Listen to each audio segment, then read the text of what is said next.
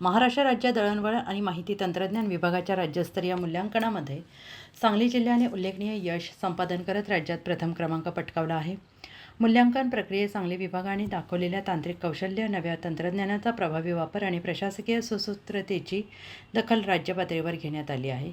Police अधीक्षक श्री संदीप घुगे यांच्या दूरदृष्टीने या यशात मोलाचा वाटा उचलला आहे. निवडणुकीच्या पार्श्वभूमीवर विशेष उपाययोजना म्हणून सांगली जिल्ह्यातील सर्व पोलीस ठाण्यांमध्ये CCTV कॅमेरे बसवण्यात आलेले आहेत आणि हे कॅमेरे मुख्य नियंत्रण कक्षाशी जोडले गेले असून यामुळे वरिष्ठ अधिकाऱ्यांना थेट फीड पाहता येतो, अंमलदारांशी तत्काळ संपर्क साधता येतो. त्यामुळे पोलीस कामकाजावर प्रभावी देखरेख नियंत्रण शक्य झालं आहे.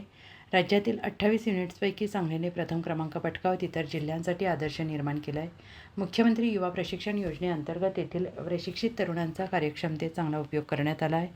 या यशाबद्दल सांगली जिल्ह्याचा सन्मान महाराष्ट्र राज्य दळणवळण माहिती तंत्रज्ञान परिवहन विभागातर्फे करण्यात आला.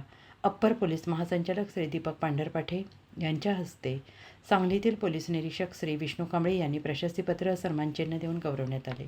या उल्लेखनीय कार्याबद्दल पोलीस अधीक्षक श्री संदीप घुगे यांनी संपूर्ण वायरलेस विभागाचे विशेष अभिनंदन केले.